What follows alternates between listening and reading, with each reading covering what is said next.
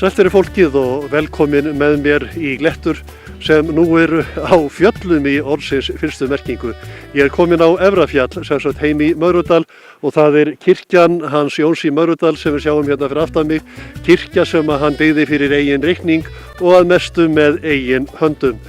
Nú þegar ég kom hérna í sumar þá var hér varla þverfótað fyrir ferðamönnum. Núna hitti ég engan nema bóndan sjálfan, köttinn, hundinn og geithurnar og sauðfé. En hérna býr Vilhjálmur sem afkomandi Jóns í Möðrudal. Jón langafi Vilhjálms. Nú ég spurði Vilhjálm hvernig að vera á fjöllum yfir veturinn?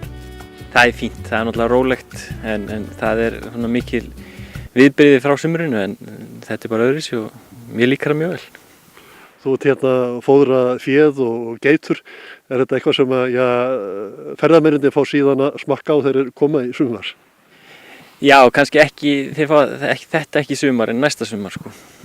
En já, við reynum að nota okkar eigin afurðir fyrir ferðamann, eingöngu helst. Og þú miðar þá bara stærðin á hjörðinni við það að það dugi? Já. Við notum allt okkar kjöt sjálf og leggjum ekkert inn, við bara erum með búið það stórt að það dugi fyrir okkur í það kjötmet sem við þurfum og ekkert umfram það. Þú ert með fjölmargar geitur, þetta ekki eitt stærsta geitabú landsins? Nei, það náttúrulega eitt sem miklu stærra sko, en ég held þetta sé annað stærsta. En það í Borgarfirðinum og Hvítursíðunni Jóhanna með miklu fleiri geitur en við, en já, ég held þetta sé annað stærsta. Hvað ertu með margar? Það eru 40 á vetrarfórum og á 33 huðnur sem bera. Og það eru þegar byrjaðar að bera? Já, við höfum svona stílað inn á það yfirleitt að það byrja að bera svona í febrúar, mánaðamóti janúar-febrúar og vera klára miðjan mars. Hvaða not hefur af geitunum? Hvernig nýtur þær afurðir sem frá þeim falla? Við höfum verið að nota kjötið og selja það og það orðið mikil vakning í því að fólk vil geitakjött. Og svo höfum við náttúrulega verið að nota skinnin á þeim og súta skinnin og selja þau í ferðamann og svo að við reynum að nýta hann alveg eins og hægt er. Þið mjólkið þeir ekki og gerið osta? Nei, ekki ennþá. Það var draumur aðalega hjá konunni minni að fara að mjólka en ég veit ekki, það getur vel verið að verða einhvern daginn að hún ráðist í það og fara að mjólka þeir og búið til osta en ég held að henni finnir sauðosturinn bara betri, hún byrjar sérst að mjólka rollurnar frekar sko. Er þetta ekki skemmtilegar að umgangast geiturnar? Jú, þær eru allt öðru sem rollur sko. Það er miklu meiri karakter í þeim og þær eru miklu meira hugsandi. Þó rollurnar sé alveg hugsandi að þær eru svo mikla persónur og miklu karakter hver fyrir sig sko. Maður getur alveg þekkt sko, já þetta bara líkar mannfólkinu sko. Manni finnst þær vera mikið hugsandi sko. Ég man nú þá tíð, ég var í sveit á Aðalbóli og þar voru geitur og mitt fyrsta verkefni var að vera geitasmali. Þú voru að tala við fyrrverandi geitasmalir, sjáðu til. Já, þú ekkert verið að mjólka samt þá? Nei, ég mjólkaði ekki en ég rak þar til mjölta, þar voru mjólkaðar. Já, þú kannski kemur og verður hér geitasmali og fer að mjólka voru? Það er aldrei að vita, ef þú ert komið með aðeins stærri hjör þá veistu hvar ég er. Já, ég veit hvað þú ert. En fjöllin eru nú dýrleg núna í þessari birtu, sólin aðeins farin að hækka á lofti og mann dettur bara í hug frjálstir í fjallasal.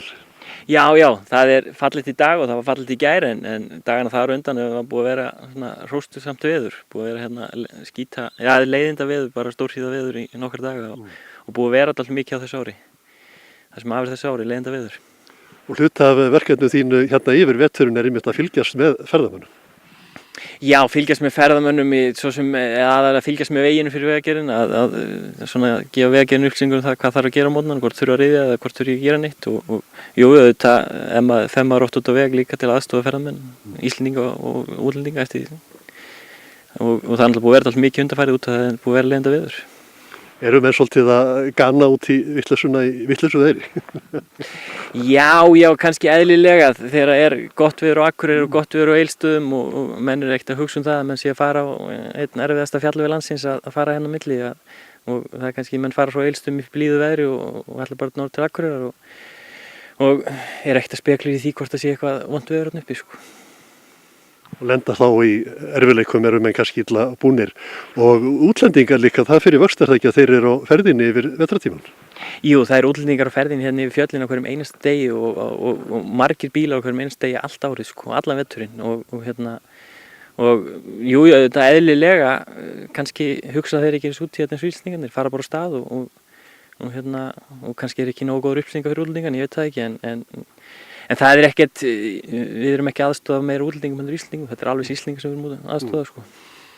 Nú, það er fallegt á fjöllum allavega í góðu veðri og ekkert síður fallegt yfir veturinn, þeir eru ekki dottið í hug að reyna að setja hér upp vetrar þjónustu fyrir ferðamenn. Jú, við erum náttúrulega þjónusta ferðamanna eins og veturnar, við erum með jeppaferðir og svo erum við náttúrulega með gistingun opna og fólki sem komið og gist hérna hvernig sem er. Það er að koma fólk hérna á morgun í gistingu og freista þess að sjá norðurljósin og það er svona helst að fólk er að koma hérna á veturna til að reyna að sjá norðurljósin, að koma og gista til að sjá norðurljósin. En ég veit það ekki, við viljum heldur ekki vera með of mikið að gera á veturnar í ferðamönnum. Það er það mikið að gera á sumri. Að maður það líka á aðeins svona frið fyrir ferðamönnum.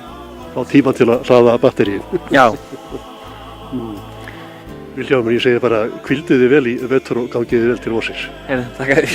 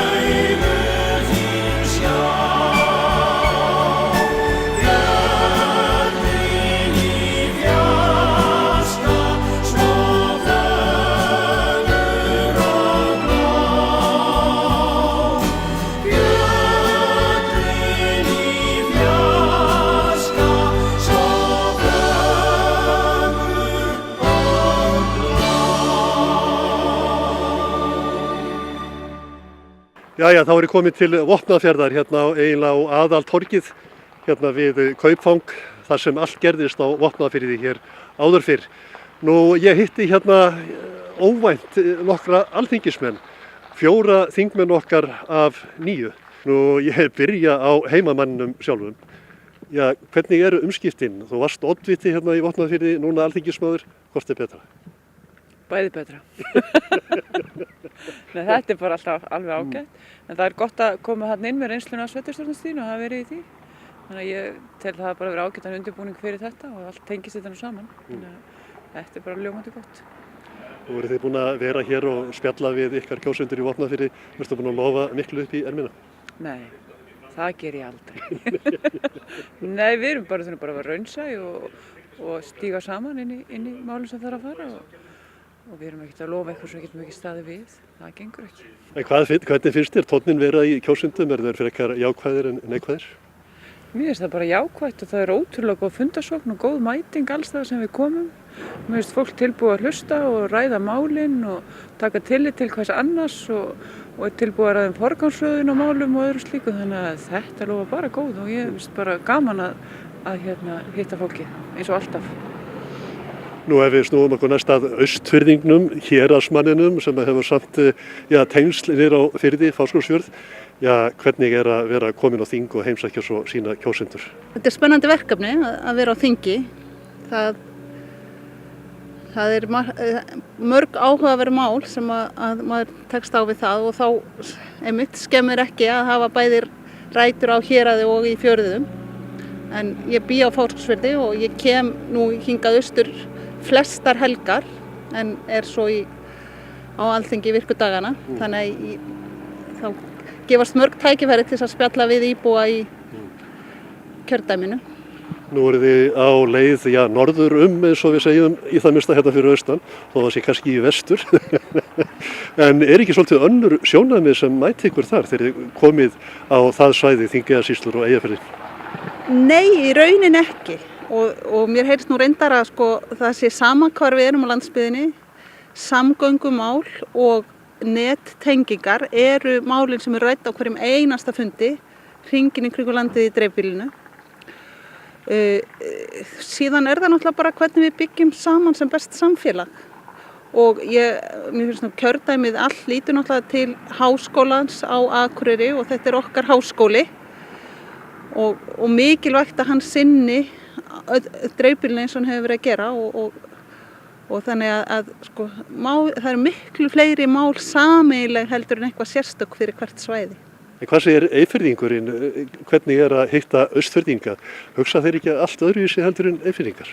Nei, eins og Líni kom inn á það, gera þeir það nú ekki blessaðir. Þegar allt kemur til alls að þá, allavega að minnstu kosti við framsóknarmenn, við viljum betri velferð, bættari samgöngur og þá skiptir nú litlu máli hvort þú ert að austan eða norðan. Og hafa samt sveitarstjórnarmenn fyrir austan talað að skipta kjördæminu upp. Já, þeir gerðu það. Það var merkileg ályktun en ég held að hún hafi nú ekki verið raunhæf og ég veit ekki betur heldur en að hún hafi verið dregin tilbaka að einhverju leyti. Þú ætlar ekki að berjast fyrir framgangi hennar sem sagt? Nei, mér finnst auðvitað kjördæmi mjög stórt og það erfitt yfirferð þannig lagað en við höfum engu að síður sinnt því mjög vel framsóknarmenn og gert okkar besta. Ég held að það sé nú fleiri málefni heldur en menn kannski sjá í fyrstu sem að sameina þessi tvö svæði og við höfum verið að reyna að eins og gengur að ná fólki frekar saman og útrýma þessum alræmda hreppari sem hefur nú svolítið fengið að viðgangast því miður. Nú heyrist manni á stjórnarandstöðin að þið hefði nánast svikið allt sem þið lofuðu fyrir kosningar. Eru kjósendur ykkar hérna á sama máli? Nei, auðvitað ekki, enda held ég að stjórnarandstaðan sé nú kannski einum þessar tilraunir til að skýra söguna og endur skrifa. Og raunar orðið skondið, var ég að segja. Og nánast að maður sé farin að hafa gaman að því að fylgjast með tilraunum þeirra til þess að skrifa sögun upp á nýtt jafnóðum og hún gerist. Maður hörður að hafa húmor fyrir þessu líka, sérstaklega þegar þetta gengur svona í algjöra villu. En talandi þetta svæði, Vopnafjörð, það er ekki langt í Finnafjörð.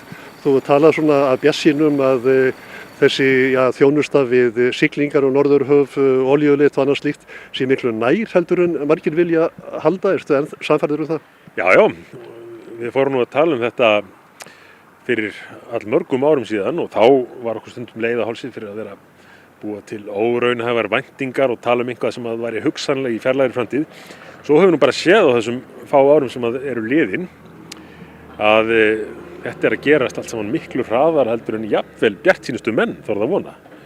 Siglingaleiðin yfir norðurskautið raunar bara að opnast og opin hluta árs fyrir velbúin skip og ljóst að þessi þróun verður hröð næstu árin.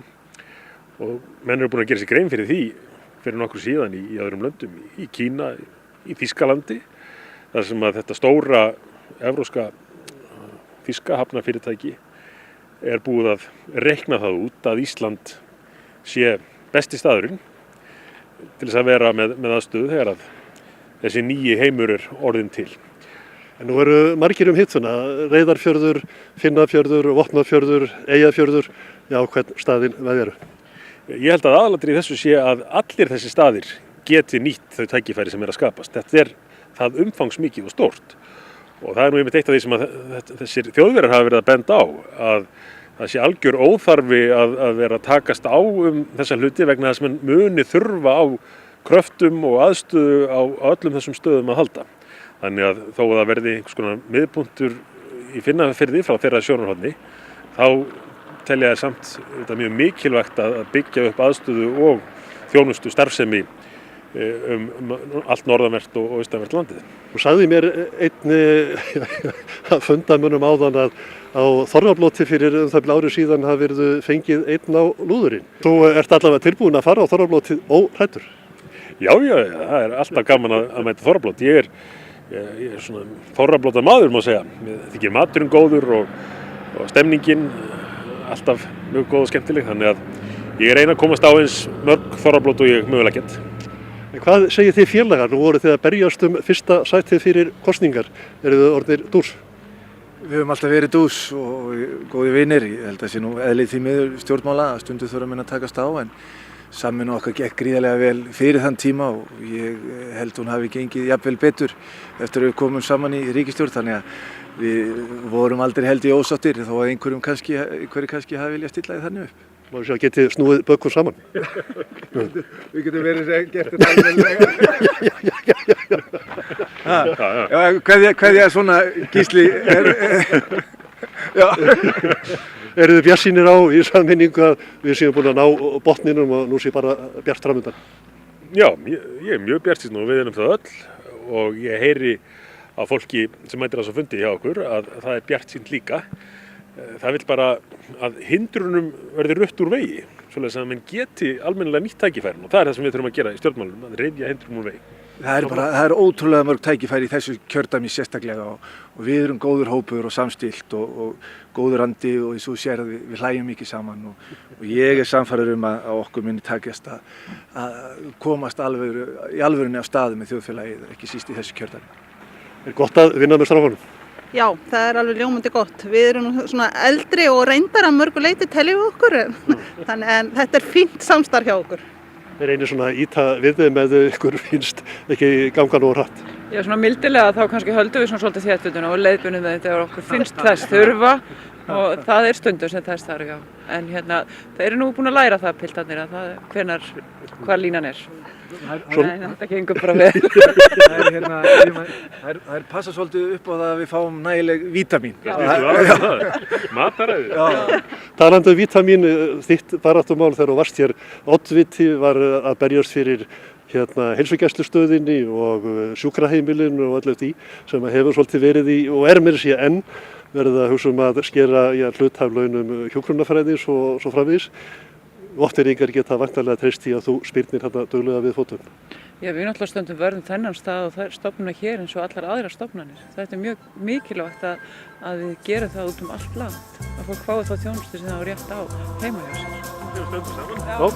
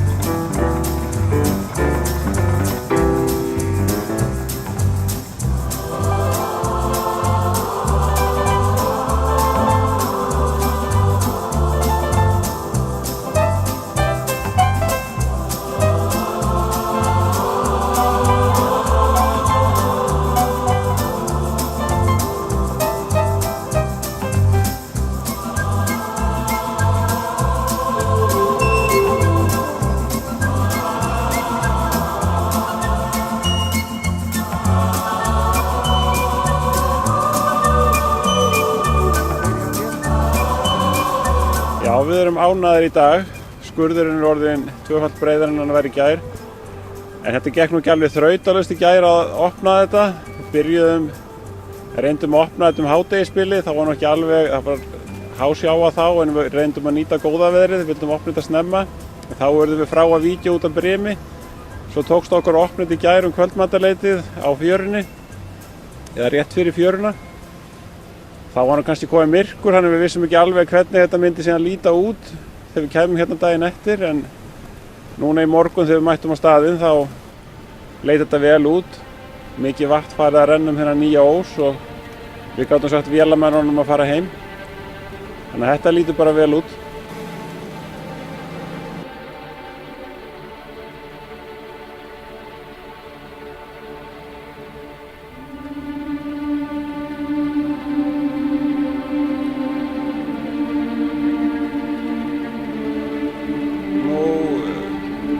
Við erum náttúrulega, getum ekki alveg fullyrt að þessi framkvæmd muni takast. Þetta hefur gengið upp eins og við hefum lagt upp með, en við þurfum kannski að hafa þokkalegt veður í nokkra dagi viðbót og ef svo verður þá vonumst við til að þessi nýja ós muni breikka og sífellt meira vatnsmagn fari hann, en að samanskapi muni brimi þá loka núverandi ós. En þetta er rauninni, þessi nýja ós þetta er aðeins 200 metrar rennslisleið þá fyrir sjóinn að renna þennan nýja ós, en hann þarf að renna 3 kílómetra hérna til norðurs að gamla ósnum. Þannig að við erum að vona að svona náttúruöflin sé að vinna með okkur í þessu verkefni.